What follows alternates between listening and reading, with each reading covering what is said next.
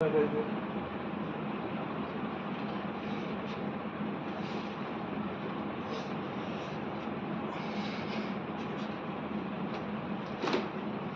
मैं हूं डॉक्टर पार्थ और आज हम फिर से एक बार जुड़ रहे हैं भक्ति काल को लेकर के। और आज भक्ति काल का जो भाग है वो 11वां भाग है। और आज भक्ति काल के जिस मुद्दे पर हम बात करेंगे वो है भक्ति काल के शगुण शाखा के कृष्ण भक्ति कवि के कवित्री जिनका नाम है मीराबाई। मीराबाई के बारे में कहा जाता है कि कृष्ण प्रेम की बावरी छोड़ राजसी रंग, भक्ति खोजने चल पड़ी रंगी कृष्ण के रंग। भक्ति और प्रेम की पराकाष्ठा को प्राप्त करने वाली कवित्री मीराबाई को हम आज विस्तार से पढ़ेंगे कि इनका जन्म कहाँ हुआ, इनके माता पिता और क्या परिस्थितियां रहीं कि ये कृष्ण को माधुर्य भाव से प्रेम करने लगे। तो चलिए मीरा को हम शुरू करें भक्ति काल में शगुण शाखा के कृष्ण भक्ति शाखा के। उससे पहले हम थोड़ा सा भक्ति काल के स्वरूप को देख लेते हैं कि भक्ति काल का स्वरूप क्या है।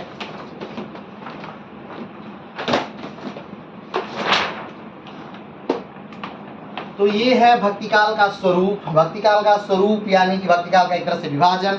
भक्ति काल को दो भागों में बांटा गया है, एक दक्षिण भारत में भक्ति काल और दूसरा उत्तर भारत में भक्ति काल। जैसा हमने भक्ति काल के विषय में बात किया कि भक्ति काल का जो प्रारंभ था वो कहीं न कहीं दक्षिण में अलवार और नैनार संतों के द्वारा हुआ, और भक्ति काल को दक्षिण से उत्तर की तरफ लाने का श्रेय जो दिया जाता है वो रामानंद को दिया जाता है।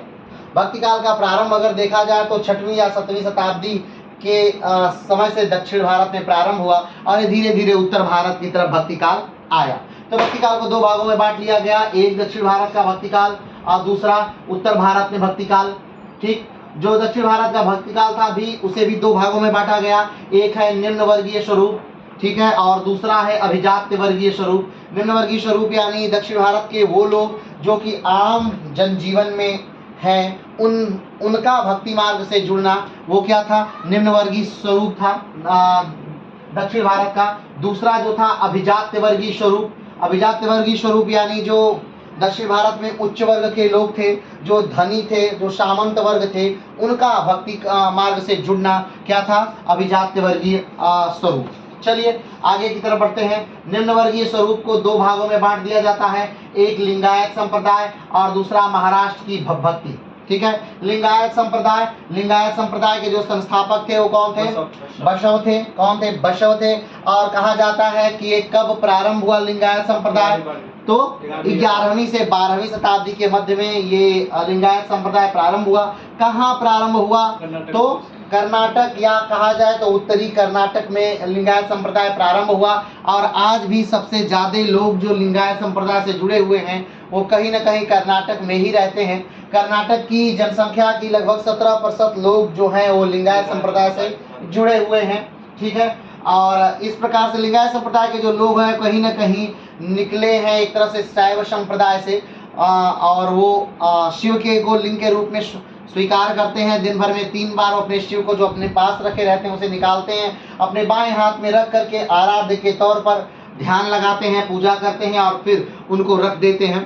ठीक है, और जब उनकी मृत्यु हो जाती है तो उनको जलाया नहीं जाता है, बल्कि उनको ध्यान की मुद्रा में रख करके उन्हें गाड़ दिया जाता है मिट्टी के अंदर। ठीक है, तो ये लिंगायत संप्रदाय है। दूसरा जो था वो महाराष्ट्र में भक्ति आंदोलन। महाराष्ट्र का भक्ति आंदोलन जो था वो बड़े उच्च कोटि का था। अगर कहा जाए तो महाराष्ट्र के जो संत थे उन्होंने भक्ति को बहुत तेजी से आगे की तरफ बढ़ाया। अगर देखा जाए तो ये भी कहा जाता है कि जो मराठा आंदोलन था वो कहीं न कहीं उसी भक्ति काल की ही देन थी। भक्ति काल के कारण ही वहाँ पे मराठाओं का विकास हुआ और मराठा वंशावली बहुत तेजी से आगे की तरफ बढ़ी। चलिए आगे बढ़ते हैं। जो अभिजात्य वर्गीय स्वरूप है इसको भी दो भागों में बांट दिया गया है, एक आचार्य आंदोलन और दूसरा अलवार एवं नैनार आंदोलन। आचार्य आंदोलन जो है उसे कहा जा सकता है कि ऐसे लोग जिन्होंने शंकराचार्य के विपरीत मत दे करके दिया और भक्ति काल को आगे की तरफ बढ़ाया। यानी भक्ति काल ये भी कहा जाता है कि जो भक्ति काल है वो शंकराचार्य के विपरीत मत का प्रतिपादन है, लेकिन ये कहीं न कहीं गलत भी साबित होता है, क्योंकि ऐसे भी संत हैं निर्गुण भक्ति में, और ज्ञान मार्ग की शाखा के अंदर जैसे कबीर, नानक, रामदास और दादू, ये लोग ऐसे हैं जो कि उन्हीं के मार्ग पर चलते हैं, यानी शंकराचार्य के ही मार्ग पर एक तरह से चल रहे हैं, उसी ज्ञान मार्ग की शाखा के लोग कवि हैं। तो ये कह देना कि नहीं भक्ति काल का विकास जो है वो शंकराचार्य के विपरीत मतों से हुआ है, ये कहीं ना कहीं क्या है, गलत है। चलिए अगला बढ़ते हैं, अलवार एवं नैनार संत। अलवार और नैनार संतों को अगर देखा जाए तो अलवार और नैनार दक्षिण में दो संप्रदाय एक तरह से निकले। अलवार यानी कि भगवान विष्णु को मानने वाले, और नैनार यानी भगवान शिव को मानने वाले। ठीक है, नैनार जो रहे वो भगवान शिव की पूजा करते थे, और अलवार जो है भगवान विष्णु की पूजा करते थे। ठीक, आगे बढ़ते हैं। सगुण शाखा जो है, सगुण शाखा को भी दो भागों में बांट दिया गया है, एक राम भक्ति शाखा, दूसरा कृष्ण भक्ति शाखा। राम भक्ति शाखा यानी जिसमें कोई भी कवि या कोई भी संत भगवान राम की पूजा करता हो, उसकी आराधना करता हो, उनकी लीलाओं में विश्वास करता हो, उनके उपदेश में विश्वास करता हो, उनकी रचनाएं करता हो, वो सब के किसके अंतर्गत आते हैं, तो राम भक्ति शाखा के अंतर्गत आते हैं। राम भक्ति शाखा के अंतर्गत अगर देखा जाए तो दो प्रमुख कवि आते हैं, एक तुलसी, एक रामानंद। ठीक है, और राम भक्ति शाखा के अंतर्गत जो भी कवि हैं वो उनकी जो रचनाएं हैं वो अवधि में है, यानी अवध भाषा, अवधि भाषा में उनकी रचनाएं की गई हैं। जैसे कि रामचरितमानस राम जो है वो राम भक्ति शाखा का विशेष ग्रंथ है। आगे बढ़ते हैं, कृष्ण भक्ति शाखा। जो कृष्ण भक्ति शाखा है इसको अगर देखा जाए कि इसको के प्रवर्तक या इसके उच्च कोटि के संत कौन रहे, तो मीरा, सूर, बल्लवाचार्य जो हैं इसके उच्च कोटि के क्या हैं, संत हैं। कृष्ण भक्ति शाखा में यानी जो कृष्ण को मानते हैं, कृष्ण की लीलाओं को मानते हैं, कृष्ण के उपदेश में विश्वास करते हैं, वो सब के सब क्या है, कृष्ण भक्ति शाखा के अंतर्गत क्या होते हैं, आते हैं। ठीक है, इसके प्रमुख कवि कौन है, सूर है, मीरा है, और कृष्ण की भक्ति जिस भाषा में लिखी गई है वो क्या है, ब्रज है। यानी एक तरह से देखा जाए तो राम की भक्ति जो हुई है अवधि में हुई है, और कृष्ण की भक्ति जो हुई है वो किसमें हुई है, ब्रज में हुई है। चलिए आगे बढ़ते हैं, अगला है यानी कि उत्तर भारत में जो भक्ति आंदोलन है दो भागों में बांटा गया है, सगुण शाखा, निर्गुण शाखा। सगुण शाखा को आपने देख लिया, सगुण शाखा को दो भागों में बांटा गया है, राम भक्ति शाखा, कृष्ण भक्ति शाखा। दूसरा है निर्गुण शाखा, निर्गुण शाखा को भी दो भागों में बांटा गया है, एक है ज्ञान मार्गी और दूसरा है प्रेम मार्गी। ठीक है, तो आप निर्गुण शाखा को ज्ञान मार्गी और प्रेम मार्गी। ज्ञान मार्गी क्या है, जहां पर कोई कवि या कोई संत ये कहता है कि भगवान को प्राप्त किया जा सकता है, किससे, ज्ञान के द्वारा प्राप्त किया जा सकता है, तो वो क्या है, ज्ञान मार्गी। और दूसरे जो कवि हैं वो कहा करते हैं कि भगवान को ज्ञान के द्वारा नहीं मात्र प्रेम के द्वारा प्राप्त किया जा सकता है, तो वो क्या है, प्रेम मार्गी है। ठीक है, जो ज्ञान मार्गी कवि हैं उनमें कौन कौन आते हैं, तो कबीर आते हैं, नानक आते हैं, रामदास आते हैं, दादू आते हैं, ये लोग किसमें हैं, ज्ञान मार्गी के अंतर्गत आते हैं। प्रेम मार्गी में कौन है, मलिक मोहम्मद जायसी है। प्रेम मार्गी में कौन है, तो मलिक मोहम्मद जायसी प्रेम मार्गी में आते हैं। और तो ये क्या है, भक्ति काल का स्वरूप है। क्या है ये, भक्ति काल का स्वरूप। आज हम भक्ति काल में जिसकी बात करने जा रहे हैं वो है कृष्ण भक्ति शाखा की कवित्री मीरा, जिन्होंने अपनी कुछ रचनाएं ब्रज में की, कुछ रचनाएं राजस्थानी में भी की। ठीक है, तो ब्रज और राजस्थानी में रचनाएं करने वाली जो कौन थी, वो मीरा थी। और मीरा जो है कृष्ण भक्ति शाखा की प्रमुख कवित्री है। मीरा के अगर गुरु की बात करें तो इनके गुरु जो है वो रैदास हैं। कौन है, रैदास। और रैदास के गुरु कौन है, तो रैदास के गुरु कौन है, रामानंद है। रैदास किस भक्ति के जनक हैं, या देखा जाए तो किस शाखा के हैं, तो रैदास हैं ज्ञान मार्गी। ठीक है, और रैदास जो है वो शिष्य हैं किसके, रामानंद के। चलिए आगे बढ़ते हैं। तो मीरा के बारे में संक्षिप्त की देख लेते हैं। मीरा के बारे में जो संक्षिप्त की यानी कि उनका जन्म, उनकी मृत्यु, उनके माता, उनके पिता। आइए, तो इनकी माता जो है वो वीर कंवर है। इनकी माता का नाम, मीरा की माता का नाम वीर कंवर है। ठीक है, या फिर कुसुम कंवर भी इनको कहीं कहीं कुसुम कंवर के नाम से भी क्या किया जाता है, जाना जाता है। ठीक है, आगे बढ़ते हैं। इनके पिता जो है, मीरा के जो पिता है वो कौन है, रतन सिंह है। वो कौन है, रतन सिंह है। मीरा के जो पिता है वो रतन सिंह है।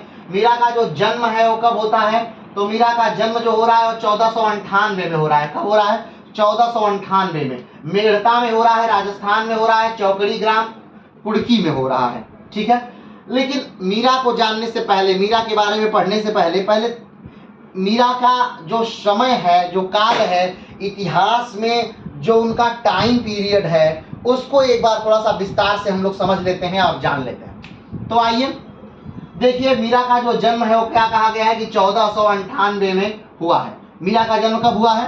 1498 में। तो आइए थोड़ा सा एक संक्षिप्त की देखते हैं। इसको मिटा दीजिए, ठीक है, उसको मिटा दीजिए, ठीक है। मीरा की एक संक्षिप्त की देखते हैं कि मीरा जिस समय काल में आई उस समय काल में क्या हो रहा था, भारतीय इतिहास के परिदृश्य में उस समय काल में क्या चल रहा था। तो देखते हैं कि आप जानते हैं कि 1206 वो समय काल है जब भारत पर गुलाम वंश की स्थापना हो जाती है। अगर उससे 1206 से थोड़ा सा पहले हम लोग चलें तो हम देखते हैं कि 1191 वो समय है जब भारत पर मोहम्मद गोरी का आक्रमण हो रहा है। और उस समय जो अजमेर के राजा हैं या आमेर के अजय मेरू के जो राजा हैं वो उसका प्रतिरोध करते हैं, लेकिन 1191 में तो रोक लेते हैं। 1191 में पृथ्वीराज चौहान की जीत होती है, लेकिन 1192 का जो समय है उसमें वो गोरी को रोक नहीं पाते, यानी वो गोरी से क्या होते हैं, हार जाते हैं।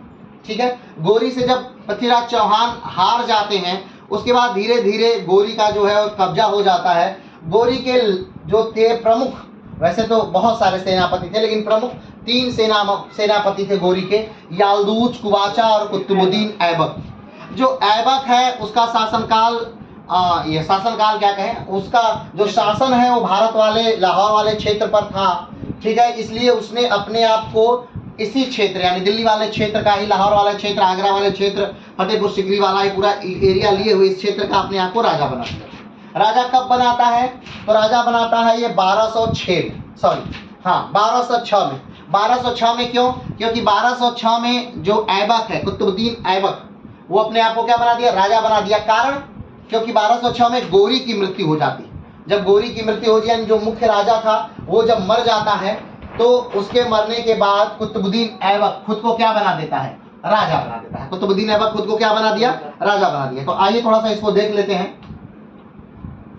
तो 1206 में कुतुबुद्दीन ऐबक राजा बन गया, एक तरह से गुलाम वंश की स्थापना हो गई। 1206 में क्या हो गई, गुलाम वंश की स्थापना हो गई। और 1206 में ही क्या हुआ था, गोरी की मृत्यु हुई थी। गोरी की क्या हुई थी, मृत्यु। ठीक है, तो 1206 में गोरी की मृत्यु होती है और गोरी की मृत्यु के बाद ही कुतुबुद्दीन ऐबक जो है गुलाम वंश की स्थापना कर देता है। 1206 से 1210 तक जो है वो गोरी क्या करता है, कुतुबुद्दीन ऐबक जो है वो जिंदा रहता है, शासन करता है। 1210 में कुतुबुद्दीन ऐबक की चौगान खेलते समय गिरकर के मृत्यु हो जाती है लाहौर में ही, और लाहौर में ही उसे दफना दिया जाता है। उसके बाद उसके वंश में बहुत सारे लोग शासन करते हैं, जैसे इल्तुतमिश हुए, बलबन हुए, रजिया सुल्तान हुई, और उसके इल्तुतमिश के बेटे भी, ठीक है, और बलबन के भी बेटे शासन करते हैं। लेकिन होता क्या है, फाइनली 1210 में, 1290 में समाप्त हो जाता है क्या, गुलाम वंश। 1290 में गुलाम वंश समाप्त हो जाता है। 1290 में जब गुलाम वंश समाप्त होता है उसके बाद एक नया वंश प्रारंभ होता है। वंश का नाम क्या है, खिलजी वंश, जो चलता है कब से, 1290 से लेकर के 1320 तक। 1290 से 1320 तक ये खिलजी वंश चलता है। और इसके जो संस्थापक हैं वो कौन है, जलालुद्दीन खिलजी। कौन है, जलालुद्दीन खिलजी। जलालुद्दीन खिलजी इसके संस्थापक हैं।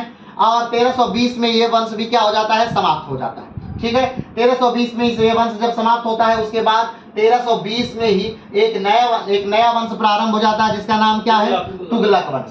क्या नाम है, तुगलक वंश।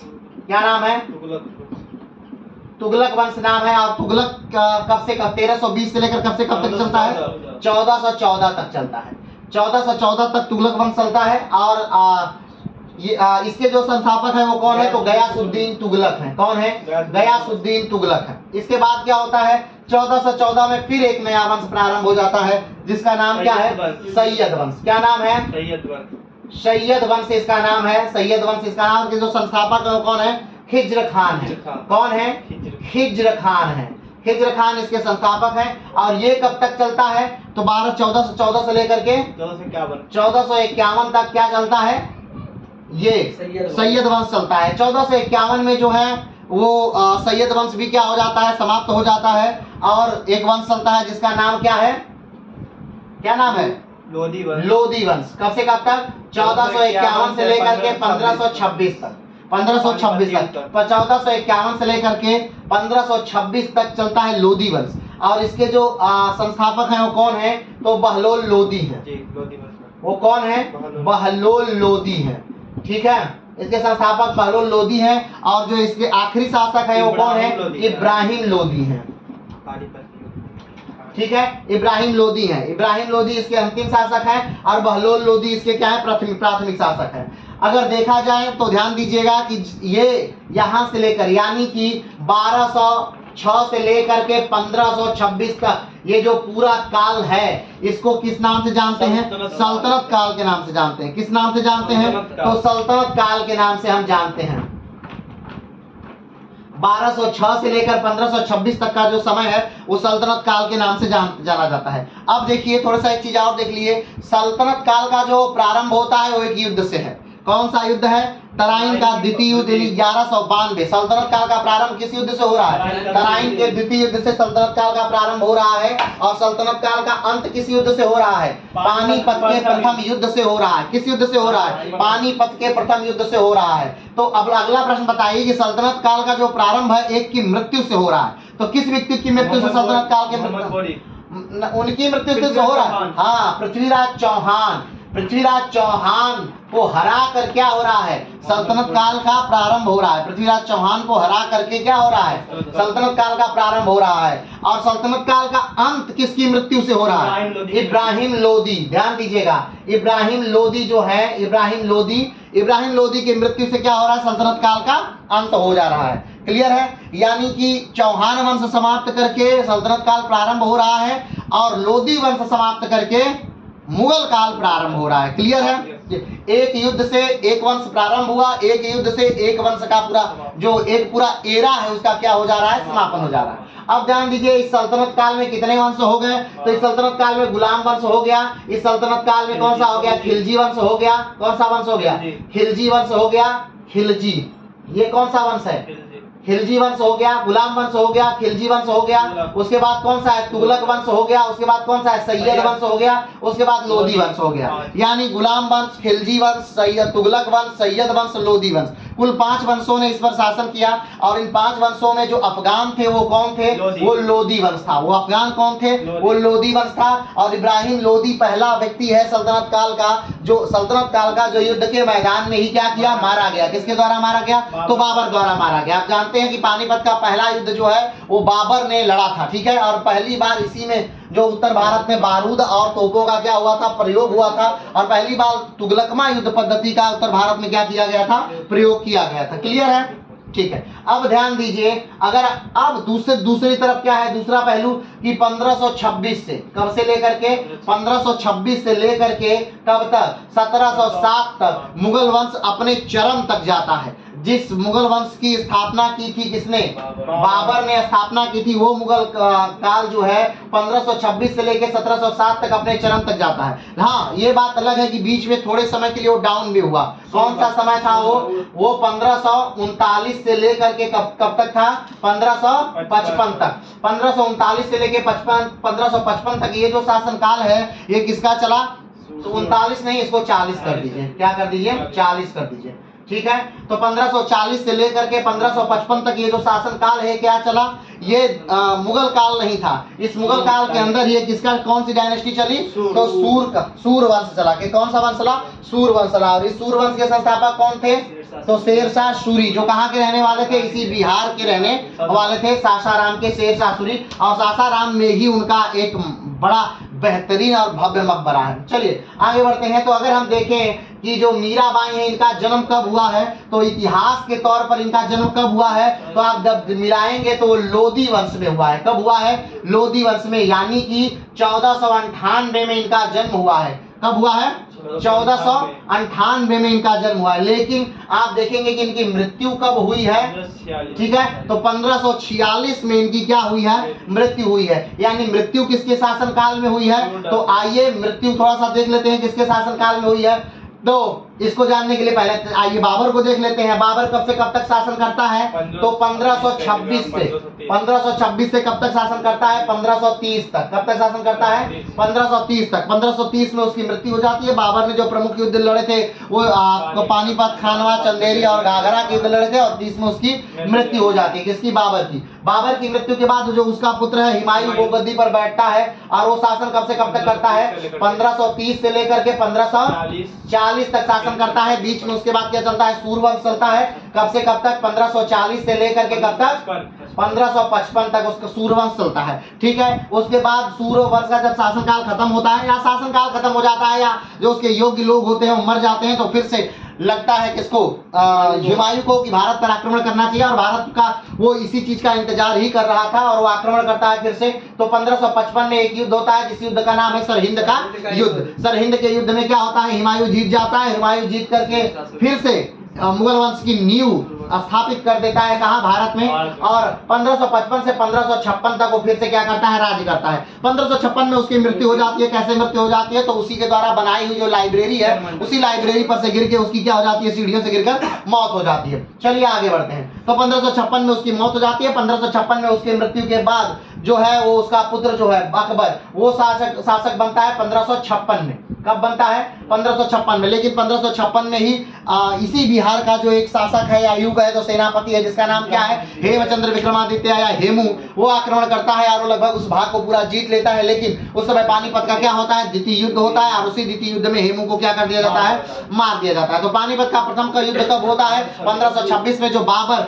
और किसके बीच हुआ था? इब्राहिम लोदी के बीच हुआ है। और 1556 में जो युद्ध होता है किसके किसके बीच हुआ है? अकबर और हेमू के बीच हुआ है। किसके बीच हुआ है? अकबर और हेमू के बीच हुआ है, और ये पानीपत का द्वितीय युद्ध था। ठीक है, तो आप देखिए 1556 का ये जो समय है, 1556 से लेकर के क्या कहा जाता है?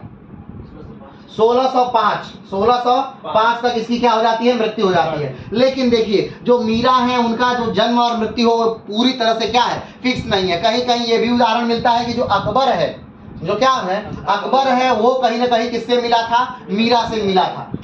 किससे मिला था? मीरा से मिला था। अब सोचिए अकबर अगर राजा बना कब? 1556 में, और वो मीरा से मिला था, तो मीरा की मृत्यु 1546 में कैसे हो सकती है? ठीक है, तो उनके जन्म और मृत्यु में अंतर हो सकते हैं। चलिए वो कबीर के भी जन्म और मृत्यु में अंतर है, तुलसी के भी जन्म और मृत्यु में अंतर है, सूर्य के भी जन्म और मृत्यु में अंतर है, बल्लभाचार्य के भी जन्म और मृत्यु में अंतर है, शंकराचार्य के भी जन्म और मृत्यु में अंतर है, रैदास के भी, दादू के भी, धन्ना के भी, जितने भी भक्तिकाल की कवि हैं सबके जन्म और मृत्यु में अंतर है। अब आप कहेंगे कि कैसे ये अंतर है? सब लोग तो इतना बढ़िया बढ़िया लिखे हैं, उनके इतना बढ़िया बढ़िया ग्रंथ है। हाँ, भारतीय समाज में एक परंपरा थी कि भगवान को सर्वोच्च मानने का, अपने आराध्य देव को सर्वोच्च मानने का और उन्हीं के बारे में लिखने का।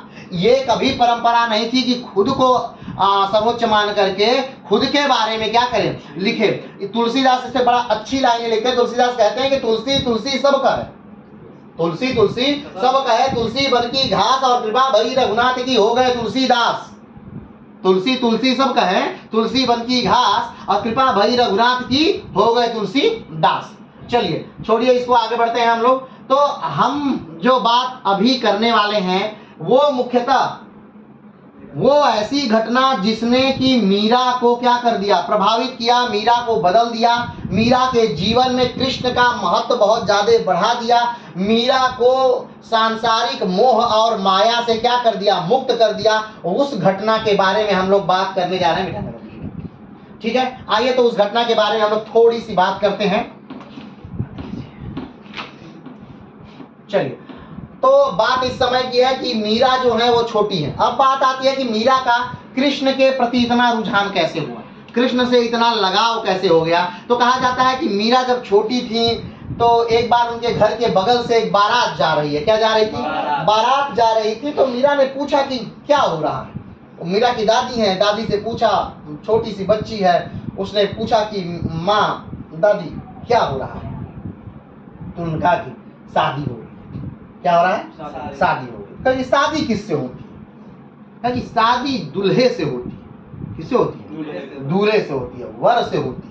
तो कहा कि मेरा दूल्हा कहाँ है?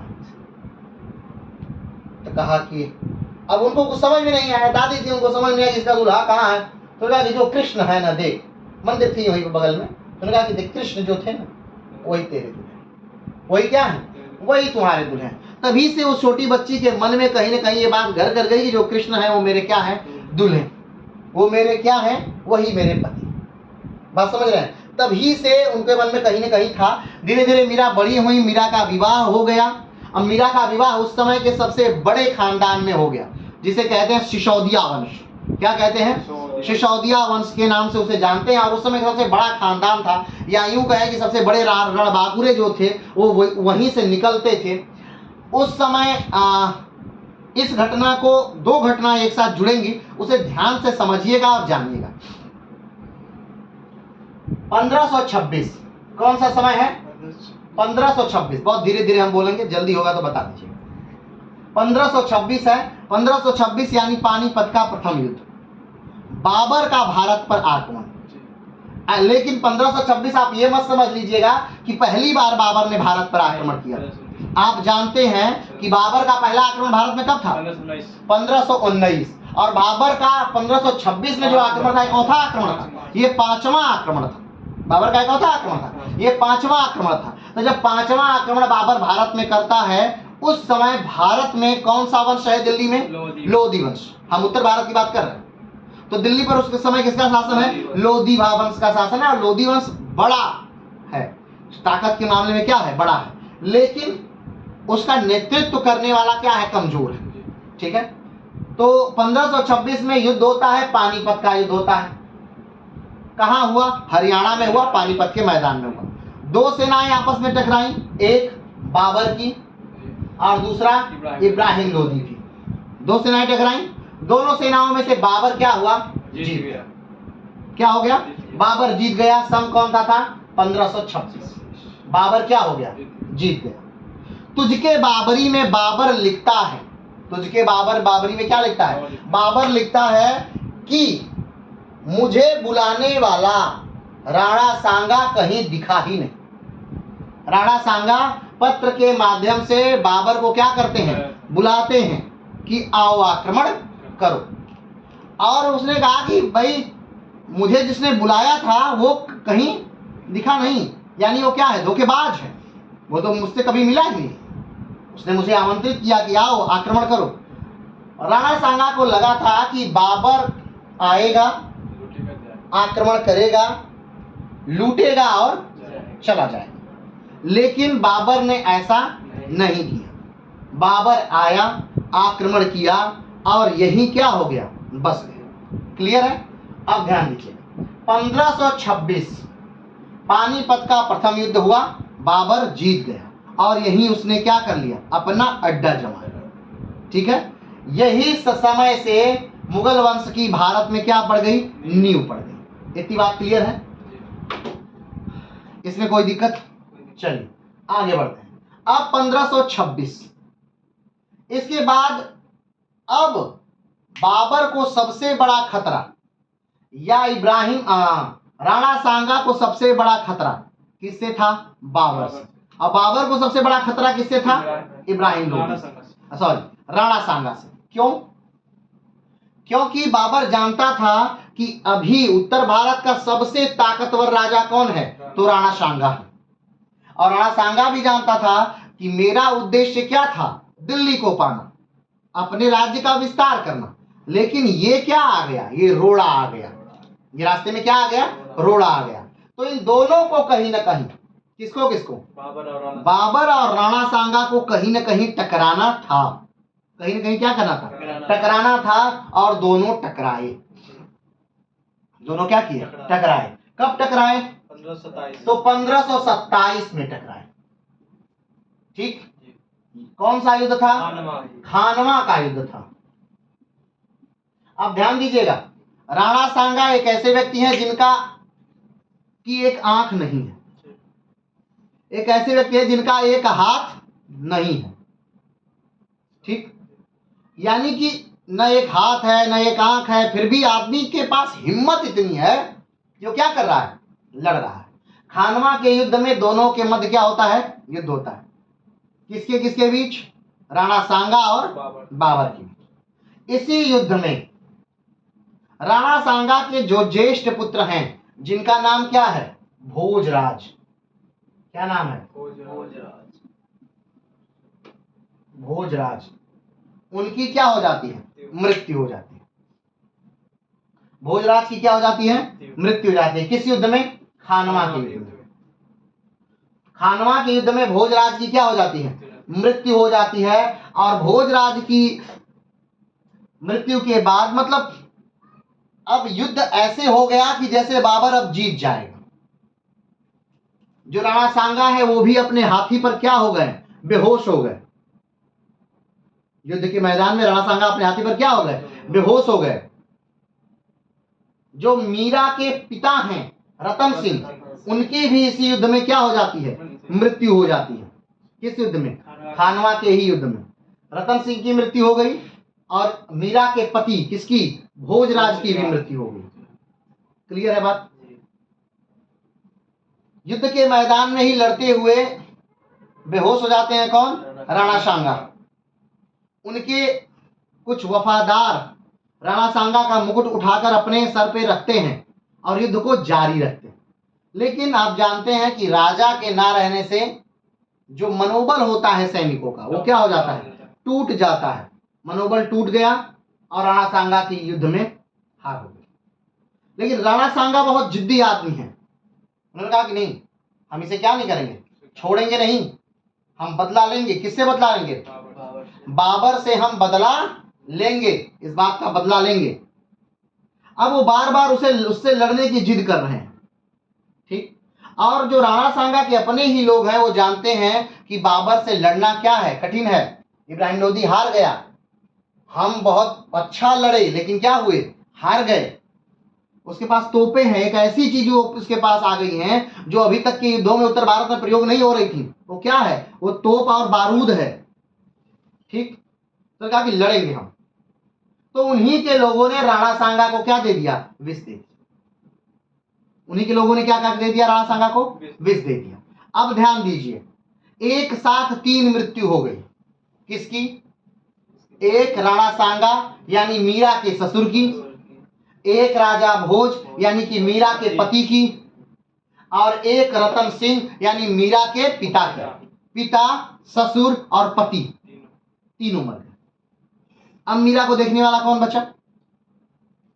कोई नहीं, कोई नहीं बचा। राणा सांगा ही वो व्यक्ति थे जिन्होंने मीरा को सती होने से बचाया।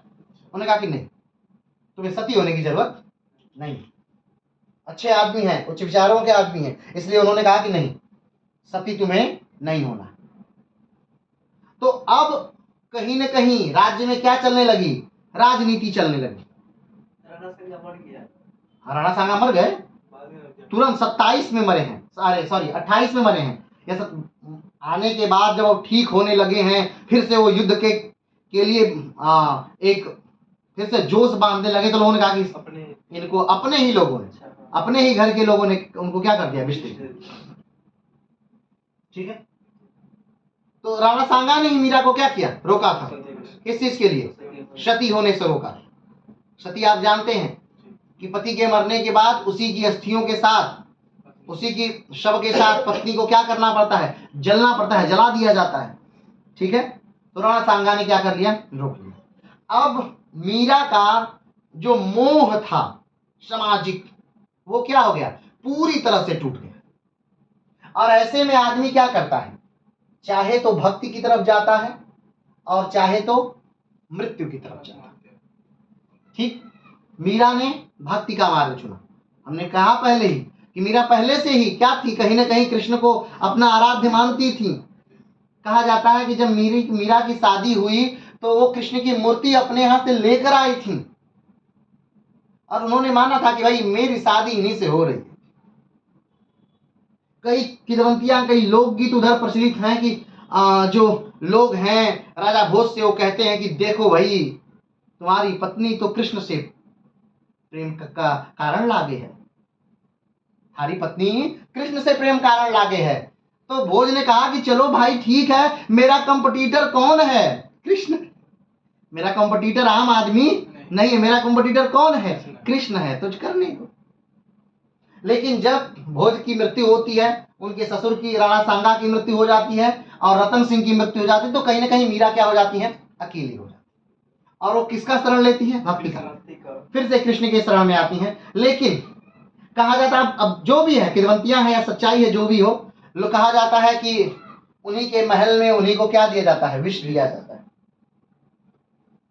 कहीं कहीं कोई इतिहासकार कहते रहते हैं कि नहीं, जो खाना बनाने वाला व्यक्ति था वो पहले से ही बता दिया कि आपको विष दिया जाएगा, तो सजग थी, उन्होंने विष वाला पात्र पिया ही नहीं। कुछ लोग लिखते हैं कि नहीं, मीरा ने पिया लेकिन उनको कुछ हुआ नहीं, क्योंकि वो तो कृष्ण में रमी बसी थी। कहीं कहीं लिखा है कि भाई जब ये इनको फूलों की टोकरी में क्या दिया गया? सर्प दिया गया, और सर्प ने इनको डसा नहीं। तो कहीं कहीं लिखा गया कि नहीं, फूलों की टोकरी में सर्प दिया गया, और जो सर्प था वो क्या बन गया? रस्सी बन गया था। ठीक है, तो व्यक्ति के साथ किदवंतियां क्या होती है? कहीं ना कहीं जुड़ जाती हैं। लेकिन फाइनली बात यह है कि जो मीरा थी वो अपने समय से आगे की महिला थी। अब आप कहेंगे कि क्यों विवाद होने लगा, चीजों में क्यों विवाद होने लगा? तो आइए मीरा को, अब मीरा के समय काल को आप लोग जान लिए, किसका समय चल रहा था? यानी कहीं ना कहीं मुगल काल उस समय अपनी स्थापना के दौर को लेकर के जूझ रहा था। ठीक है, मुगल क्या कर रहे हैं? अपने कहीं ना कहीं स्थापित होने के लिए क्या कर रहे हैं? जूझ रहे हैं, लड़ रहे हैं। ठीक है, चलिए आगे बढ़ते हैं।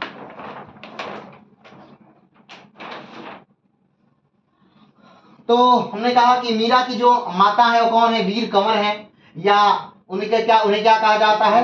कुसुम कंवर भी कहा जाता है। इनके जो पिता हैं रतन सिंह हैं। इनका जन्म जो हुआ था 1498 में हुआ था। लेकिन ध्यान रखिएगा, जन्म के विषय में अनेक संबंध। मेड़ता में हुआ था, राजस्थान में हुआ था, चौकड़ी नामक ग्राम में हुआ था, कुड़की में हुआ था। ठीक है, ये चीजें जान लीजिए। मृत्यु कहा जाता है 1546 में हुआ था, लेकिन फिर से वही कहेंगे कि मृत्यु के बारे में भी कोई सही डेट नहीं है। उपाधि क्या इनको मिली? गीत शैली कविता की देवी। इन्हें क्या कहा जाता है? कविता की देवी कहा जाता है, या राजस्थान की राधा कहा जाता है। मीरा को क्या कहा जाता है? राजस्थान की राधा कहा जाता है। मीरा की प्रमुख पुस्तकें कौन सी है? तो राग गोविंद है, नरसिंह जी का मायरा है, रुक्मिणी मंगल है, सत्यभामा नूरूषणो है। इनके पति कौन थे? भोजराज किसके पुत्र हैं? तो राणा सांगा के पुत्र हैं। कब मरे थे ये? तो 1527 में खानवा के युद्ध में क्या हो गए थे? मर गए थे, मार दिए गए थे। ससुर जो है राणा सांगा है, या उनका जो असली नाम है वो क्या है? संग्राम सिंह है। क्या है? संग्राम सिंह। तो चलिए शुरू करते हैं मीरा को हम लोग। मीराबाई युवावस्था में ही विधवा हो गई। राणा सांगा के साथ बाबर के खानवा के युद्ध में मीराबाई के पति और पिता की मृत्यु हो जाती। हमने बताया कि बाबर जब आता है, पानीपत का प्रथम युद्ध होता है। कहां? पानीपत में। उस पानीपत के प्रथम युद्ध में वो इब्राहिम लोदी को हराता है और भारत पर मुगल वंश की क्या डाल देता है? नींव डाल देता है। अब इस मुगल वंश की ये जो नींव वाली बात है, इसको आपको एक चीज और से समझना होगा। एक आधुनिक युग का युद्ध हुआ था, आइए उसको थोड़ा सा इससे हम लोग समझते हैं। दोनों युद्ध एक जैसे हैं, इसलिए थोड़ा समझना जरूरी है। देखिए, पानीपत का प्रथम युद्ध 1526, यानी बाबर ने अपना पैर क्या कर लिया? भारत में जमा लिया ना। ठीक, ये क्लियर हो गया। और एक और युद्ध हुआ बहुत बाद में। ठीक है, कौन सा युद्ध? 1757। हाँ, सही जवाब। ये कौन सा युद्ध था? प्लासी का युद्ध। इस युद्ध में भी अंग्रेजों ने अपना पैर क्या कर लिया था? रख लिया था। ठीक है, या यूं कहें तो बाबर ने अपना पैर रख लिया था और अंग्रेजों ने भी अपना पैर रख लिया था। बाबर ने वो पैर रखा 1526 में और अंग्रेजों ने वो पैर रखा 1527 में, सॉरी 1757 में। क्लियर है? बाबर ने पैर कब रखा? 1526 में, और अंग्रेजों ने पैर कब रखा? 1757 में। तो इस बात को कैसे समझना है? अब देखना है, 1526 के युद्ध ने बाबर को भारत में स्थापित नहीं किया। सिर्फ बाबर भारत में एक युद्ध जीतकर भारत में आ गया था, अभी उसे बड़े आराम से हटाया जा सकता था। ठीक, लेकिन बाबर एक और युद्ध लड़ता है जिसका नाम है 1527 युद्ध का नाम खानवा। 1527 कौन सा युद्ध? खानवा का युद्ध। और इस खानवा के युद्ध ने बाबर को भारत में स्थापित कर दिया पूरी तरह से। यही खानवा के युद्ध में मीराबाई के पति, मीराबाई के पिता मार दिए गए। क्लियर है ना? और देखिए, ठीक अंग्रेजों के साथ भी ऐसा हुआ। 57 के युद्ध में अंग्रेज पूरी तरह से स्थापित नहीं हुए थे, उनको हराया जा सकता था। और हराने के लिए बंगाल के जो नवाब थे, क्या नाम था? मीर कासिम, वो आए। कहाँ आए? अवध में। और अवध के जो नवाब थे, क्या नाम था? शुजाउद्दौला, उनसे सहायता मांगी। और शुजाउद्दौला ने भी सहायता मांगी एक तरह से। किससे? शाह आलम द्वितीय। और तीनों की संयुक्त सेना ने 1764 में एक युद्ध लड़ा अंग्रेजों से। और उस युद्ध में अंग्रेज क्या हो गए? जीत गए। और तीनों संयुक्त सेना क्या हो गई? हार गई। और ये युद्ध कौन सा था? बक्सर का युद्ध था। ये युद्ध कौन सा था? बक्सर का था। अगर बक्सर के युद्ध में हम जीत जाते तो अंग्रेज खत्म हो गए होते। और अगर खानवा के युद्ध में राणा सांगा जीत जाते तो मुगल वंश नहीं आया। ध्यान दीजिएगा, ये जो पहले युद्ध थे, पानीपत का जो पहला युद्ध था, इसने मात्र बाबर ने पैर रखा था भारत में। और जो प्लासी का युद्ध था, इसमें भी अंग्रेजों ने मात्र पैर रखा था भारत में। लेकिन दूसरा युद्ध जो था वो निर्णायक साबित हुआ। और दोनों युद्धों में हम क्या हुए? हारे। और दोनों युद्धों के बाद एक लंबी गुलामी हमने क्या की? झेली।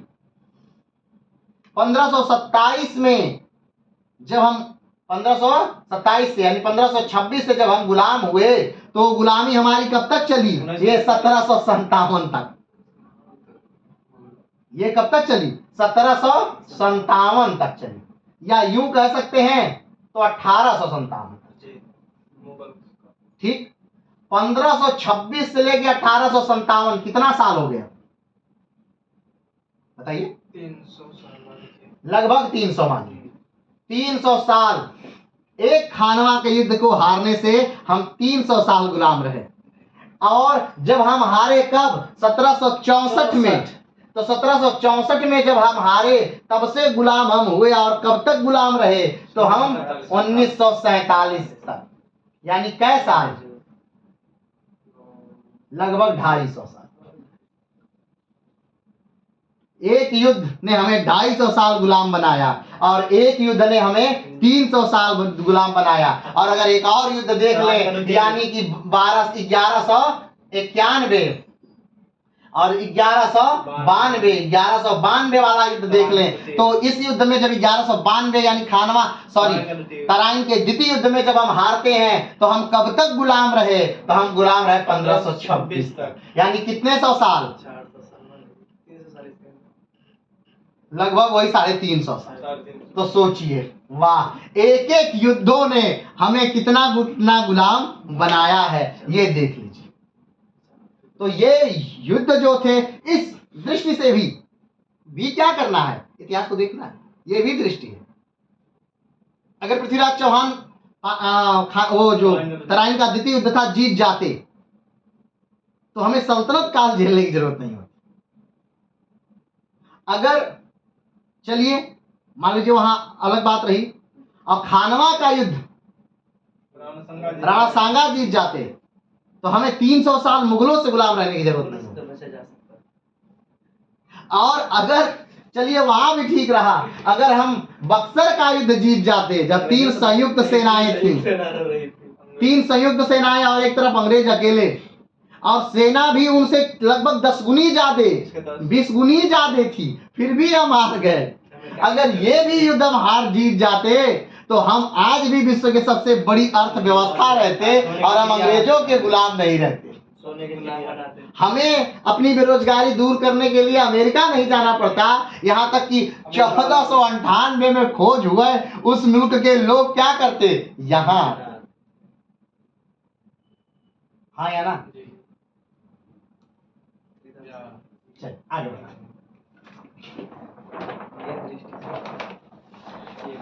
आगे बढ़ते हैं। तो पहला पॉइंट क्या है कि मीराबाई युवावस्था में ही विधवा हो गई। राणा सांगा के साथ बाबर के खानवा के युद्ध में मीराबाई के पति और पिता की क्या हो जाती है? मृत्यु हो जाती है। और इस मृत्यु से मीराबाई कहीं ना कहीं क्या हुई? बहुत दुखी हुई, और उनका जो ध्यान था, उनका जो लगाव था, वो किसकी तरफ गया? कृष्ण की तरफ गया। आगे बढ़ते हैं। मीराबाई ने माधुर्य भाव से कृष्ण को अपना पति माना। हमने कहा, आपसे कई बार बताया था, कमेंट बॉक्स में बताइएगा कि भगवान से जब एक भक्त प्रेम करता है तो कितने भाव से वो प्रेम करता है? कमेंट बॉक्स में बताइए। हमने कई बार बताया कि कितने भाव से। जिस प्रकार से जो अलग अलग तरह से सूर हैं, तो सूर भगवान को क्या कहते हैं? मित्र कहते हैं, सखा कहते हैं। वो सखा रूप में भगवान को मानते हैं। जो मीरा हैं, वो माधुर्य भाव से कृष्ण से प्रेम करती हैं, यानी वो प्रेमी मानती हैं, पति मानती हैं, माधुर्य भाव से प्रेम करती हैं। ठीक है? तो कितने प्रकार से भगवान से प्रेम किया जाता है। जैसे जो हनुमान हैं, वो भगवान से कैसे प्रेम करते हैं? दास के तौर पर। जो तुलसी को कैसे प्रेम करते हैं? भक्त के तौर पर, दास के तौर पर। ठीक है? आगे मीराबाई की मृत्यु द्वारिका में हुई। अब इसके पीछे भी बड़ा एक लंबी चौड़ी कहानी है, उसको भी जान ही लेते हैं। चलिए, हुआ क्या कि मीराबाई है, और मीराबाई और कहीं ना कहीं राज्य में राजनीतिक स्थिति क्या होने लगी? गड़बड़ होने लगी। मीराबाई से लोगों से मनमुटाव होने लगा। क्यों मनमुटाव होने लगा? क्योंकि मीरा शिष्या थी किसकी? किसकी शिष्या थी? रैदास की। और रैदास जो है वो किस जाति से आते हैं? निम्न वर्ग से आते हैं। रैदास का मूल क्या है? जूता सिलते थे रविदास। क्या करते थे? जूता सिलते थे। अब एक उच्च कोटि की महिला अपने राजमहल से निकल करके एक निम्न जाति के व्यक्ति को अपना गुरु माने, ये उस समय के समाज को स्वीकार नहीं था। तो मीरा ने नारियों की स्थिति को बदलने के लिए उसी समय कार्य कर दिया कि एक उच्च वर्ग, पहला तो एक उच्च वर्ग, और दूसरा जो रैदास थे वो एक ब्राह्मण न होकर के क्या थे? एक शूद्र थे, जूता सिलते थे। तो उनसे जाकर शिक्षा लेना, एक तो महल छोड़कर निकलना एक विधवा होकर के, और दूसरा शिक्षा किससे लेना? निम्न जाति के व्यक्ति से शिक्षा लेना। ये दोनों चीजें क्या थी? अपने आप में बहुत बड़ी बात थी। ठीक है? गांधी जी मीरा को प्रथम सत्याग्रही कहते हैं। गांधी जी मीरा क्या कहते हैं? कि मीरा प्रथम सत्याग्रही हैं। मीरा ने कोई तलवार नहीं उठाई, कोई युद्ध नहीं किया, लेकिन अपनी बातों को क्या कर लिया? मनवा लिया। अपनी बातों को क्या कर लिया? बिना लड़े ही क्या करिए? मनवा लिया समाज से। चलिए आगे बढ़ते हैं। हाँ, तो बात क्या हुई? मृत्यु कैसे हुई? पहले वैसे तो सारी बात करने के बाद मृत्यु की बात करनी चाहिए, लेकिन फिर भी चलिए बात कर लेते हैं। तो अब बहुत ज्यादा इधर कटुता होने लगी। कहा? राजमहल में बहुत ज्यादा क्या होने लगी? कटुता होने लगी मीरा को लेकर। तो मीरा ने कहा कि अब यहाँ रहने लायक नहीं है, वो द्वारिका चली गई। कहाँ चली गई? द्वारिका। अब इसको लेकर 3-4 मान्यताएं हैं। क्या हुआ था वो आप समझ लीजिएगा अपने से। हम आपको 2-3 मान्यताएं बता दे रहे हैं, जो आपको अच्छा लगे वो अपने से मान लीजिएगा। कहा जाता है कि अब जब मीरा द्वारिका जाती है तो द्वारिका में, यानी गुजरात वाले क्षेत्र में, उनसे अकबर मिलने आता है। अकबर उनसे क्या करता है? मिलता है। आप जानते हैं कि और अकबर क्यों मिला था? क्योंकि मीरा बहुत अच्छा गाती थी, मीरा के भजन बहुत प्रसिद्ध थे, और अकबर तो जानते हैं कि हर उस व्यक्ति का क्या है? प्रशंसक है, जो कि अच्छा कार्य कर रहा है। अकबर अपने दरबार में भी नवरत्नों को रखा हुआ है। वो बीरबल की गुरु कहता है भाई बुलाइए बीरबल अपने गुरु को, तो बीरबल कहते हैं वो बुलाने से नहीं आएंगे, तो चलिए। तो अकबर उनके साथ जाता है उनके गुरु को सुनने के लिए। उनके गुरु कहते हैं कि हम किसी के आदेश से नहीं गाते हैं, तो उसको भी अकबर क्या कर रहा है? बर्दाश्त करता है। अकबर एक क्या है? एक सहिष्णु राजा, उदार राजा है। चलिए, तो अकबर उनसे मिलता है।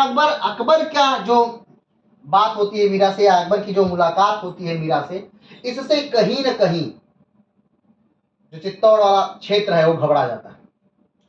क्या हो जाता है? घबरा जाता है, क्योंकि एक बार अकबर आक्रमण कर चुका है, याद होगा।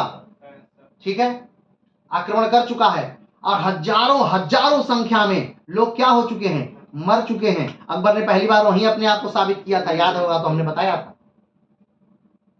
तो फिर से पूरा चित्तौड़ क्या हो जाता है, डर जाता है कि कहीं मीरा फिर से तो कुछ नहीं करने वाली है अकबर के साथ मिलकर के। तो यहां से एक ब्राह्मणों का दल भेजा जाता है, किसको लाने के लिए, मीरा को लाने के लिए एक ब्राह्मणों का दल भेजा जाता है कि आप लोग जाइए और मीरा को लेकर के आइए। ठीक, तो ब्राह्मणों का दल जाता है मीरा को लाने के लिए और कहता है आप चलिए। मीरा कहते नहीं, हम नहीं जाएंगे। तो ब्राह्मणों का दल कहता है कि नहीं, अगर आप नहीं जाएंगे तो हम लोग यहीं पर क्या करेंगे, यहीं पर हम लोग उपवास करेंगे। और जब उपवास प्रारंभ होता है तो मीरा को लगता है कि ऐसा ना हो कि ऐसा मर जाए और मुझे क्या लगे, मुझे ब्रह्म हत्या लगे। तो वो अपने ऊपर ब्रह्म हत्या नहीं लेना चाहती हैं और स्वयं क्या कर लेती हैं, समुद्र में कूद कर आत्महत्या। कुछ लोगों की ये भी मान्यता है कि मीरा अपने श्याम के सामने रणछोड़ मंदिर में बैठी हैं और वो लोग आए हैं बाहर और वो कहते हैं कि हे प्रभु, मुझे आपको छोड़कर अब नहीं जाना है, मुझे समाहित कर दीजिए। तो मीरा उनके मुंह में क्या हो गई, समा गई। कहा जाता है वो दुपट्टा जो मीरा उसमें पहनी थी वो आज भी उनके मुख से क्या करता है, दिखता है। अब क्यों रह गया, क्योंकि कुछ लोग आ गए, वो देख रहे हैं कि मीरा समा रही हैं और जो उन्होंने देखा वहीं पे रुक गई वो चीज। तो दुपट्टा कहीं ना कहीं रुक गया, ये भी मान्यता है। कुछ लोग कहते हैं कि नहीं, जो मीरा के भाई थे उन्होंने अपनी बहन को उस अवस्था में देखना सही नहीं समझा तो उन्होंने ब्राह्मणों को भेजा था।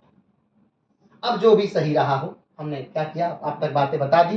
फाइनली मीरा क्या हो गई, भगवान में विलीन हो गई या आत्महत्या कर ली या जो भी हुआ। चलिए आगे बढ़ते हैं। तो रतन सिंह बालोजी के जमींदार थे। रतन सिंह कौन, इनके पिताजी जो थे वो बालोजी क्या है, जमींदार हैं। मीराबाई का पालन पोषण मेड़ता में हुआ। मेड़ता यानी राजस्थान में ही मीराबाई का क्या हुआ है, पालन पोषण हुआ है। मीराबाई के दादा दूदा कृष्ण के बहुत बड़े भक्त थे। अब देखिए, बच्चों में जो भी आता है वो कहीं न कहीं उनके परिवार से ही कहीं न कहीं निकल करके वो चीजें आती हैं। तो मीरा की जो भक्ति है वो कहां से आई थी, वो दूदा से आई थी। यानी उनके जो दादाजी हैं वो कृष्ण को बहुत मानते हैं, बहुत बड़े भक्त हैं कृष्ण के। कृष्ण, और ऐसा नहीं रहा कि मीरा के मरने पर उनकी वहां चमत्कार होना छूट गया। उनके भाई की जब हम किस्से करेंगे तो बहुत सारे किस्से उनके भाई से जुड़े, लेकिन हम लोग यहाँ पर उनके भाई को नहीं लाएंगे, उनके परिवार को नहीं लाएंगे, हम बस उनकी बात कर रहे हैं। तो जो दादू जी हैं, कौन, दादू जी दूदा जी, तो ये कृष्ण की क्या थे, बहुत बड़े भक्त थे दूदा जी। तो कहीं ना कहीं जो कृष्ण की भक्ति है मीरा को जो मिली है वो किससे मिली, अपने दादाजी से। मीरा के देवर का नाम भी रतन सिंह था। मीरा के देवर कौन है, रतन सिंह। जब राजा भोज की मृत्यु होती है, राजा भोज कौन, मीरा के पति, हाँ, तो खानवा के युद्ध में जब राजा भोज की मृत्यु होती है तब राजा कौन बन जाते हैं, रतन सिंह बन जाते हैं। तो रतन सिंह से भी मीरा की बड़ी अच्छी बनती है। रतन सिंह से मीरा की क्या बनती है, बहुत अच्छी बनती है। लेकिन जब रतन सिंह की मृत्यु हो जाती है और उसके बाद उनके दूसरे देवर जब राजा बनते हैं तब मीरा की उनसे क्या होती है, तब तकरार शुरू होती है। तब उनको मीरा पसंद नहीं आती, मीरा को वो पसंद नहीं आती। जो राणा सांगा के बाद गद्दी पर क्या करते हैं, बैठते हैं। राणा सांगा की मृत्यु हो जाती है और राणा सांगा की मृत्यु के बाद उनके दूसरे जो पुत्र हैं, क्या नाम उनका, रतन सिंह ही उनका भी नाम है। रतन, ध्यान रखिएगा, रतन सिंह मीरा के पिता का भी नाम है और रतन सिंह मीरा के देवर का भी नाम है। ठीक है, गद्दी पर बैठते हैं। 1531 में मीरा के देवर रतन सिंह बूदी के सूरजमल के खिलाफ लड़ते हुए क्या हुए, मारे गए। 1531 में क्या हो गए, रतन सिंह मार दिए गए। और जब रतन सिंह मार दिए गए तो फिर कोई राजा बनेगा, ठीक, लड़ते हुए मारे गए। रतन सिंह के बाद अगले राजा विक्रमादित्य बने। कौन बना अगला राजा, विक्रमादित्य, यानी कि राणा सांगा का तीसरा बेटा। राणा सांगा का सबसे बड़ा बेटा कौन, भोजराज। उनकी मृत्यु खानवा के युद्ध में 1527 में हो गई। राणा सांगा का दूसरा बेटा रतन सिंह, उनकी मृत्यु कब हो गई, 1531 में हो गई। किस युद्ध में हो गई, कौन से युद्ध में हो गई, यहाँ लड़ते हुए बूंदी के सूरजमल के साथ लड़ते हुए 1531 में हो गई। ठीक, और राणा सांगा के तीसरे जो लड़के हैं विक्रमादित्य, वो गद्दी पर बैठते हैं 1531 में बने। और इनसे मीरा की अच्छे संबंध, इनसे मीरा के क्या थे? अच्छे संबंध नहीं बने। क्या नहीं थे? अच्छे संबंध नहीं बने। मीरा के गुरु रैदास थे। अब क्यों अच्छे संबंध नहीं बने, इसका भी कारण है। मीरा के अच्छे संबंध अपने दूसरे देवर से यानी विक्रमादित्य से क्यों अच्छे नहीं बने? तो हमने बताया कि जो मीरा है वो अपने गुरु रैदास से मिलने जाती है। अब सार्वजनिक स्थलों पर एक विधवा, राजसी विधवा, एक निम्न जाति के आदमी से मिले सार्वजनिक स्थलों पर, क्या ये उस समय कोई अच्छा लगेगा? नहीं लगता। आज के समय में नहीं लगेगा। एक उच्च कोटि की महिला एक निम्न कोटि के आदमी के पास जाए तो आज भी लोग तरह तरह की बातें बनाएंगे, तरह तरह की बातें करेंगे। चलिए आगे बढ़ते हैं। गांधी जी कहते हैं कि मीरा अन्याय के खिलाफ युद्ध करने वाली पहली सत्याग्रही थी। मीरा कौन है? अन्याय के खिलाफ युद्ध करने वाली पहली सत्याग्रही हैं। यानी कि बिना युद्ध किए अपनी बातों को मनवा लेने वाली, यानी हम जाएंगे तो हम जाएंगे, वो चली गई। समाज कितना ही विरोध किया, वो गई। समाज ने कितना ही रोका, उन्होंने गुरु बनाया, रैदास को गुरु माना। समाज ने कितना ही कहा, उन्होंने घर छोड़ दिया। अब समाज ने कितना ही मना किया, उन्होंने कृष्ण भक्ति में वो विलीन हो गई। आज कितना अच्छा लगता है कहने में पढ़ने में कि मीरा कृष्ण भक्ति से कृष्ण से प्रेम करती थी, कितना अच्छा लगता है ना। लेकिन एक परिस्थिति में देखिए कि जिसके घर की पत्नी या जिसके घर की औरत किसी से प्रेम करने लगे तो क्या हश्र होता है। आज के समाज की हम बात बता रहे हैं, ये 1526 की हम बात नहीं कह रहे हैं, आज के समाज की। इतने 100 साल बाद भी क्या है? दुर्गति है उसकी। क्या है? दुर्गति है उसकी। तो सोचिए उस समय जो समाज था, उस समय क्या हाल था। आगे बढ़ते हैं। जब विक्रमादित्य से मीरा की नहीं बनी तो मीरा फिर से अपने घर मेड़ता आ गई, जहां उनके भाई जयमल राज करते थे। इनके भाई का क्या नाम था? जयमल। मीरा के भाई कौन है? जयमल। तो वापस जयमल के पास आ गई। माना जाता है कि मीरा द्वारिका के रणछोड़ मंदिर में मूर्ति में विलीन हो गई। अब जब जयमल के पास आई तो उन्होंने कहा कि जयमल हम क्या कर रहे हैं, जाना चाह रहे हैं। कहाँ जाना चाह रहे हैं? द्वारिका जाना चाह रहे हैं। तो जयमल ने कहा ठीक है, मेरी बहन है, जाए ना जाना चाहती है, जाओ। उसे ढेरों सैनिक दिए ताकि वो, आप जानते हैं उस समय यात्राएं जो थी वो क्या थी, बहुत कठिन थी। तो ढेर सारे सैनिक दिए ताकि वो क्या, वो आराम से पहुंच जाए द्वारिका। और सैनिक दिए, द्वारिका चली गई। और वहीं पर वो कृष्ण भक्ति में क्या हो गई? रम गई। और ऐसी रमी, और मीरा ने ऐसा लिखा कि आज तक उनकी रचनाएं हर, जहां भी भजन मंडली हो, जहां भी सत्संग हो, जहां भी कृष्ण की बात चले, वहां मीरा रहती ही रहती है कृष्ण के साथ। आज भी क्या है? मीरा का अस्तित्व है। आज भी कृष्ण के साथ मीरा जिंदा है। हाँ या ना? हाँ। आगे बढ़ते हैं। विक्रमादित्य भी मीराबाई के देवर थे। रूप गोस्वामी जी से मीरा ने कहा था कि संसार में मात्र एक ही पुरुष है, बाकी सब महिलाएं। अब क्या था? रूप गोस्वामी से मिली थी, ठीक है।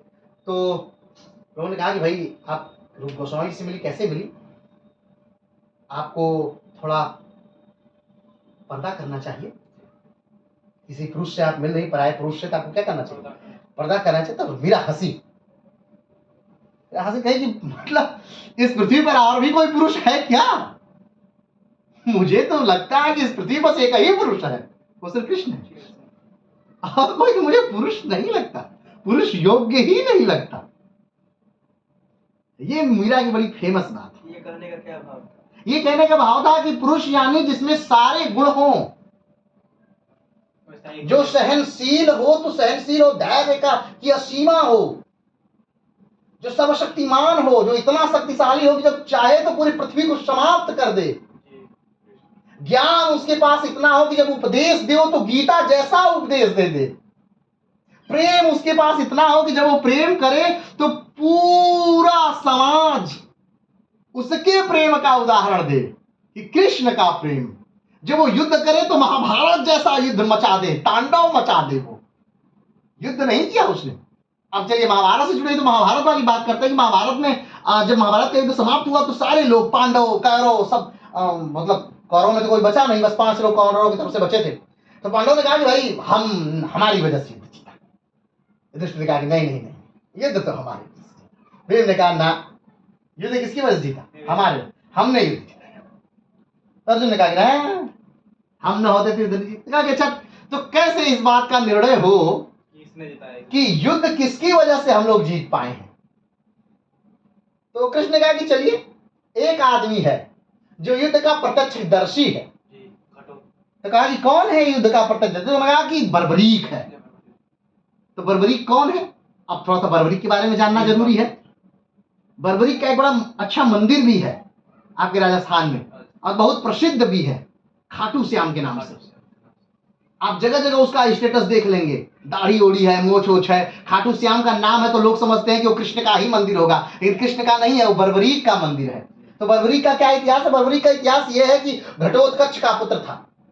घटोत्कच और हिडिंबा का पुत्र था। जब वो जन्म लेता है, घटोत्कच कौन है?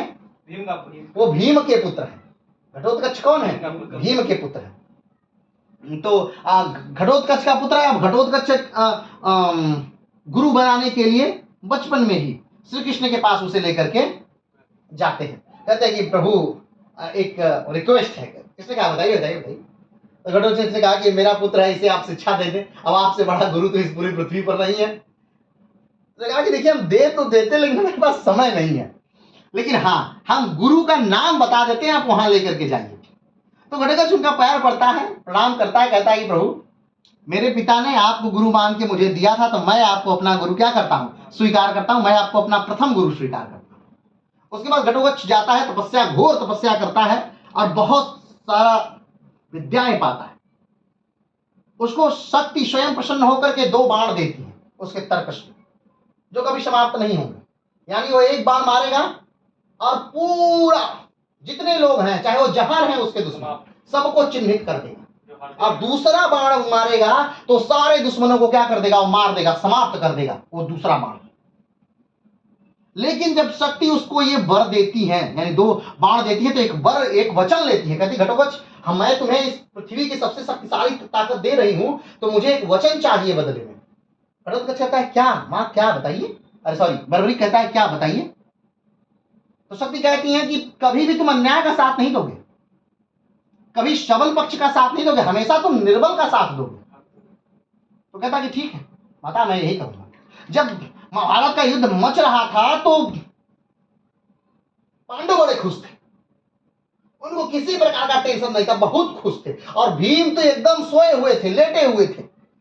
भीम की खुशी देख करके सबसे रहा नहीं गया। उन्होंने कहा कि अरे भाई साहब बताइए, इतना गुस्सा क्यों है? युद्ध होने वाला है, इतना बड़ा युद्ध होने वाला है, और अकेले भीष्म सब पे भारी है। भीष्म, द्रोणाचार्य, कृपाचार्य और कर्ण जैसे महारथी हैं, और आप खुश हैं?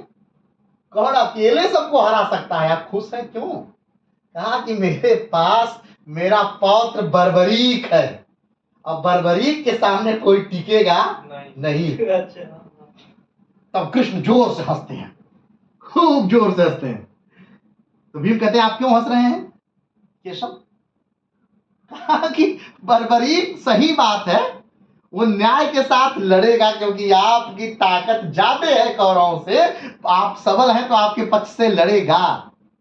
लेकिन वो एक ही बाण में कौरवों की फौज को आधा समाप्त कर देगा, और फिर वो कौरवों की तरफ से लड़ेगा और पांडवों को समाप्त करेगा, फिर पांडवों की तरफ से लड़ेगा, कौरवों को समाप्त करेगा, फिर कौरवों की तरफ से लगेगा, पांडवों को समाप्त करेगा। यानी फाइनली न कौरव बचेंगे और न पांडव बचेंगे, अकेला बर्बरीक बचेगा। तो बर्बरीक को उतारना है युद्ध में।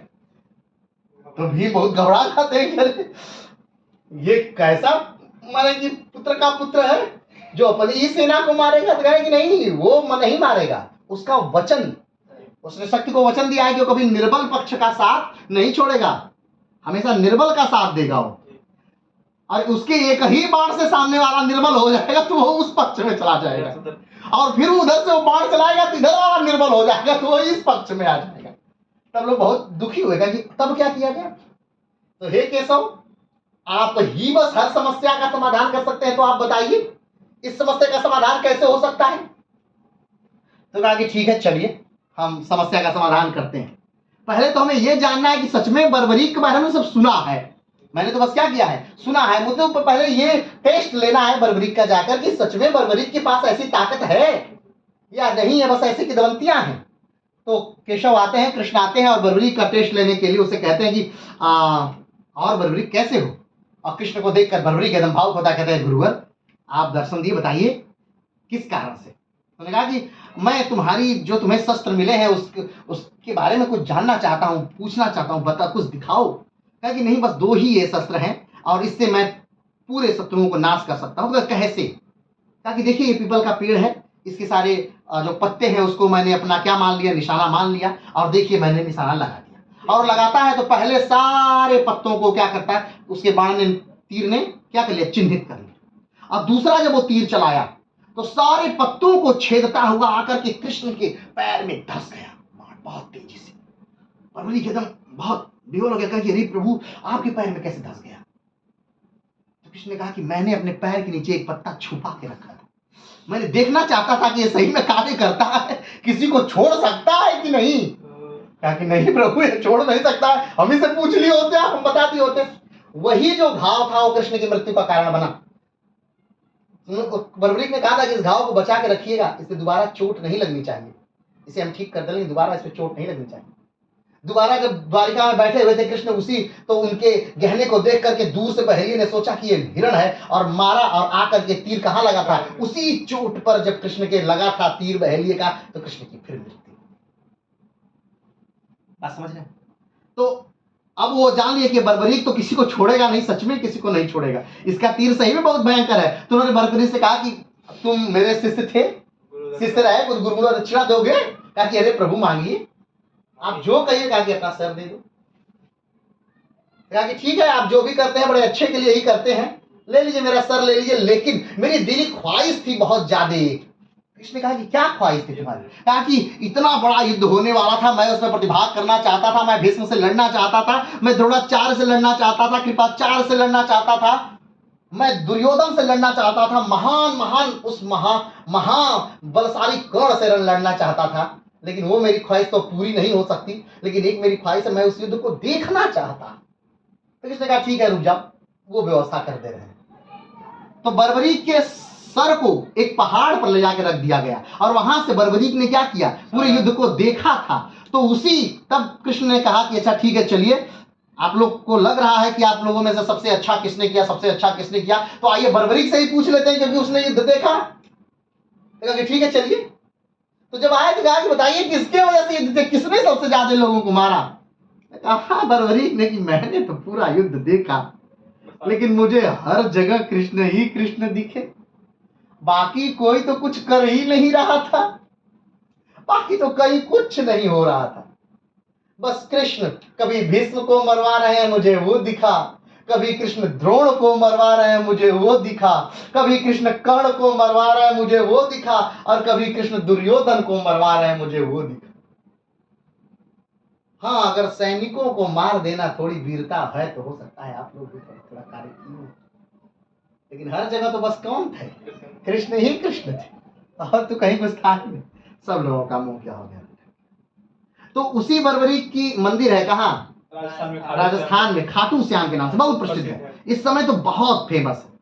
ठीक है, इस समय 2-3 चीजें काफी ज्यादा फेमस है, जैसे कि एक उत्तराखंड का एक मंदिर है नीम करौली बाबा, ठीक, वो भी बहुत प्रसिद्ध है इस समय। मतलब समय समय पे कुछ मंदिरों का होता है, अत्यंत अपना प्रसिद्ध होती हैं, निम्नातिक होती हैं। चलिए आगे आते हैं।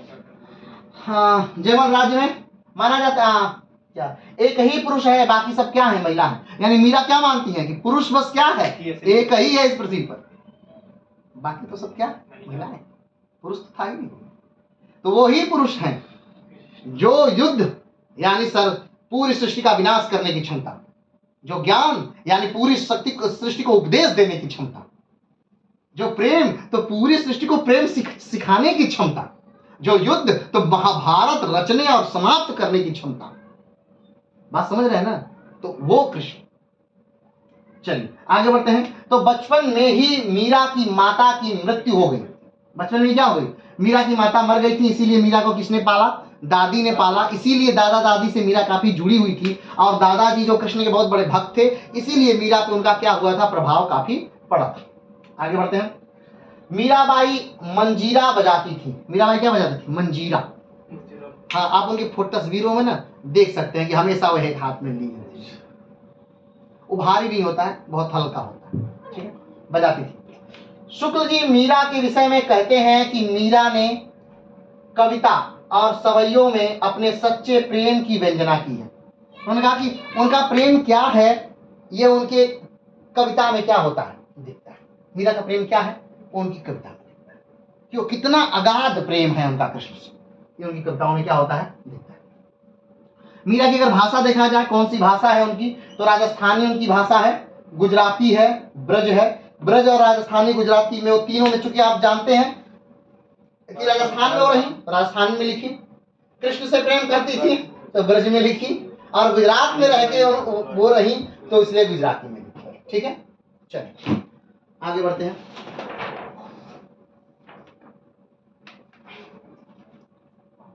मीरा का विवाह 1516 में क्या हुआ था। ये भी बस सन जो है ना, हमने कहा कि सनों में बड़ी क्या है, उठापटक है, तो कहीं कहीं जो मिल जाता है वो है, लेकिन अब इतना कितना सही है कितना नहीं वो अलग विषय है। तो 1516 में हुआ था। कहा जाता है कि मीराबाई ने तकरीबन 5000 गीतों की क्या की थी, रचना की थी। कितनी गीतों की रचना की थी, 5000 गीतों की रचना की थी। वर्तमान समय में मात्र 800 रचनाओं के बारे में जानकारी मिलती है। ऐसे सिर्फ मीरा के बारे में ही नहीं, जो जितने भी रचनाकार हुए, चाहे तुलसी हुए, सूर हुए, कबीर हुए, दादू हुए, रैदास हुए, धन्ना हुए, रामानंद हुए, बल्लभाचार्य हुए, शंकराचार्य हुए, सबकी लिखी हुई रचनाएं आज अप्राप्त है। क्या है, अप्राप्त। यहाँ तक कि चाणक्य की जो लिखी हुई रचना अर्थशास्त्र भी थी, वो भी कुछ समय तक अप्राप्त थी।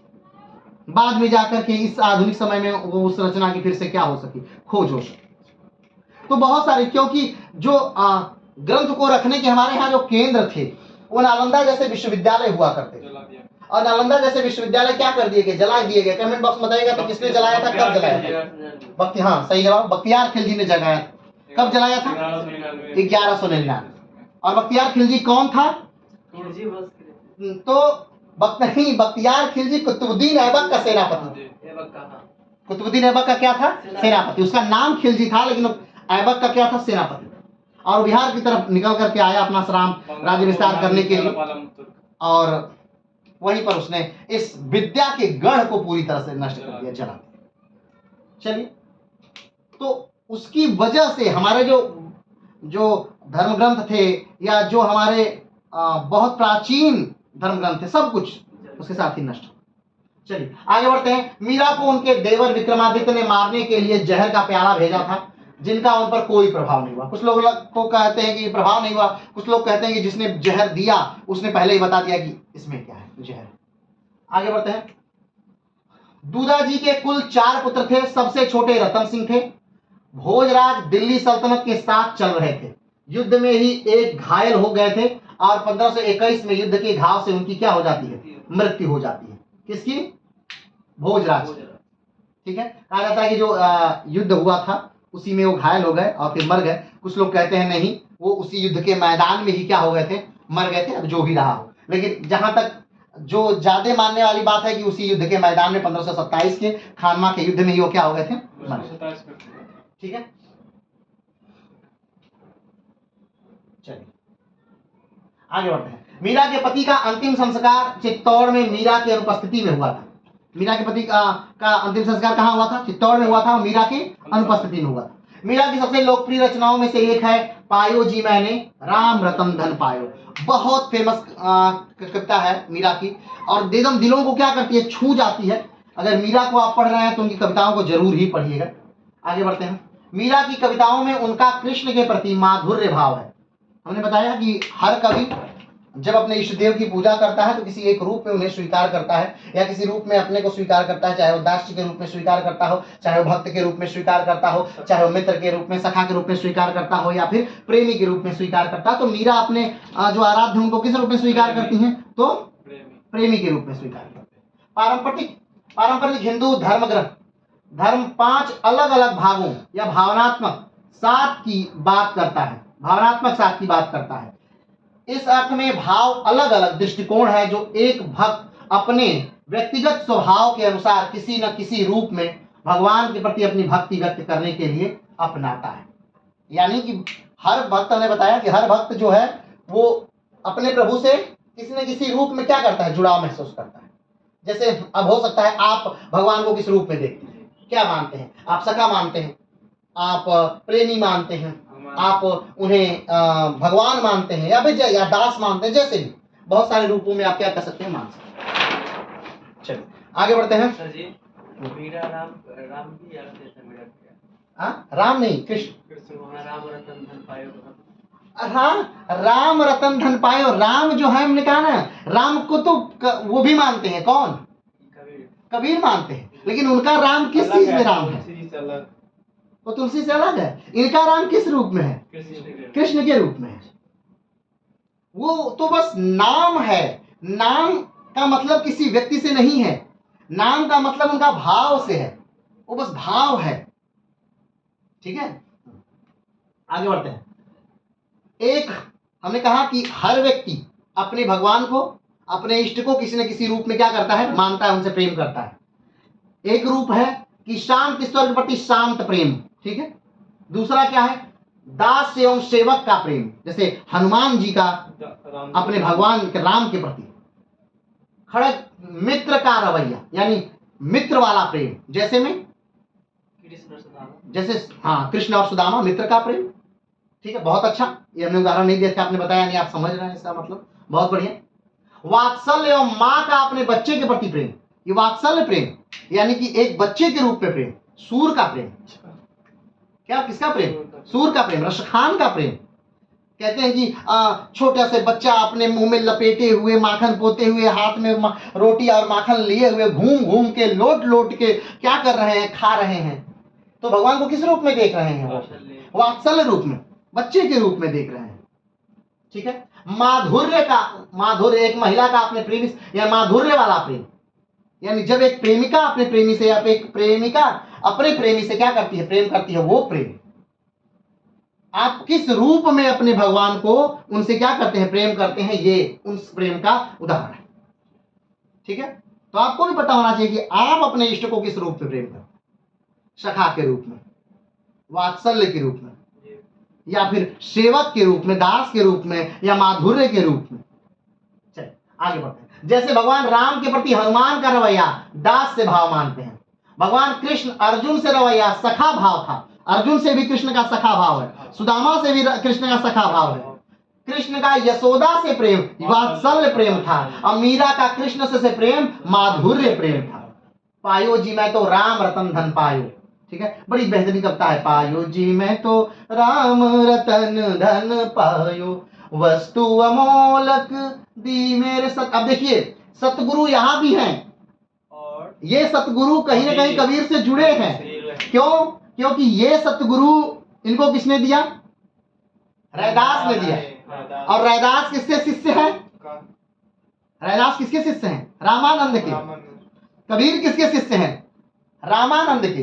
तो दोनों का किसके शिष्य हैं, रामानंद के। तो देखिए उनके भी भाव में क्या आता है, सतगुरु आता है। कबीर के भाव में बार बार क्या आता है, सतगुरु आता है। सतगुरु की बात करते हैं ना, देखिए मीरा के भी भाव में कौन, सतगुरु आता है। जन्म जन्म की पूंजी पाई, जग में सभी खो आयो।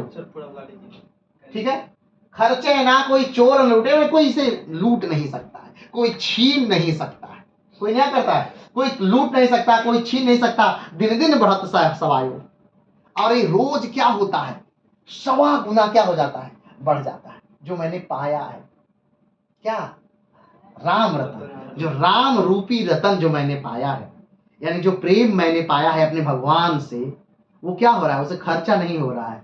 हर रात 10 गुना, रात 4 गुना वृद्धि हो रही है उस प्रेम में।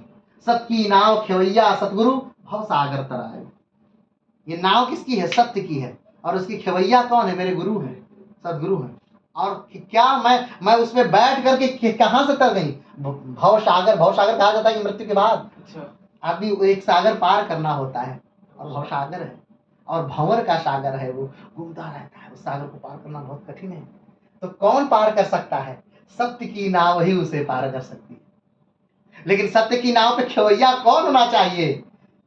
सतगुरु होना चाहिए, यानी ज्ञानी व्यक्ति होना चाहिए। एक ऐसी नाव होनी चाहिए जो सत्य की हो, और उस सत्य की नाव पर आप बैठे होने चाहिए। और उसके खेवैया माझी कौन होना चाहिए? एक विद्वान ज्ञानवान व्यक्ति होना चाहिए। तब आपको वो सागर क्या कर पाएगा? पार करा पाएगा। तो मैं उस सागर पर बैठकर, उस नाव पर बैठकर, मेरे सदगुरु ने मुझे क्या कर दिया? भव सागर तरायो, मैं पार हो गई। मीरा के प्रभु गिरधर नागर, हरस हरस जग से गायो। मीरा के कौन है? प्रभु हैं, गिरधर नागर। कौन गिरधर नागर? भगवान श्री कृष्ण। और मीरा उनका क्या कर रही हैं? हरक हरक जैसे, यानी खूब खुश होकर उनका क्या कर रही हैं? गुणगान कर रही हैं, यशगान कर रही हैं। तो आज यहाँ मीरा क्या होती है? समाप्त तो होती हैं।